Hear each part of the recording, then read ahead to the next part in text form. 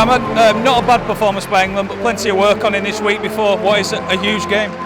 Yeah, definitely. Obviously, not our best, a little bit scrappy, but we needed the win. It's knockout, and we got the win today, and that's all that matters. But we're under no illusion that we need to improve quite a fair bit if we want a chance to win next week. Coming off the back of that game against Fiji into this one, do you feel you've had enough physical workouts going into this big game?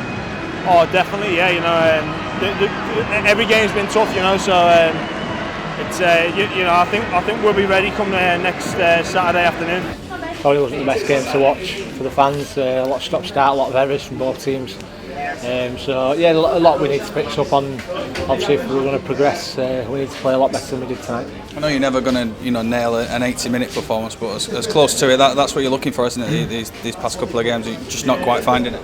Yeah, we just need, like I said, just get that consistency and play well and string a number of consistent sets together and consistently good sets in defence as well. And tonight, I think first 20 minutes or so, completion was high and then dropped off a bit. 3 errors at the back end of the first half, a bit disappointing.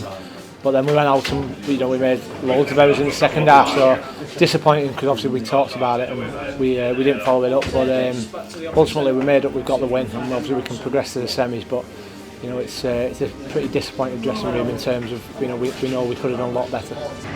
It's been the story of our tournament really. I thought we were good in patches. I thought we opened them enough times in the game, but we just weren't good enough to finish the opportunities we created, and we let a couple slip in there. And there were a period in the game where we coughed a couple of errors up, didn't kick particularly well, and we didn't see the ball for 20 minutes, and then all of a sudden there's a big gap in the scoreline. But for pride and commitment, fantastic, especially second half when obviously we lost 2 guys early. I thought there were a big impact on energy and how we could rotate the team.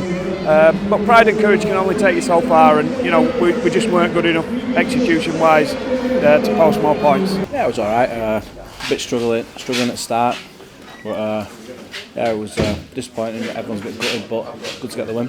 Is it fair to say it didn't go fully according to plan out there tonight on the field? Yeah, there was too many enforced errors, which give them too much ball and we're defending a lot. So yeah, we need to look at that and fix that for next week. Obviously, there was a 20-minute spell though where everything seemed to click. Is that what the main thing you take from this game? Yeah, we worked hard. Our defence we scrambled a lot. So yeah, there's some positives we took out of that, but there's a lot of negatives we need to fix. I'm going to say a bit of a downbeat dressing room after a win. How important is it that you don't beat yourself up too much with such a big game, down in London next week? Yeah, we just need to concentrate on New Zealand now. I think it's going to be a big week, and I think all lads are going to enjoy it.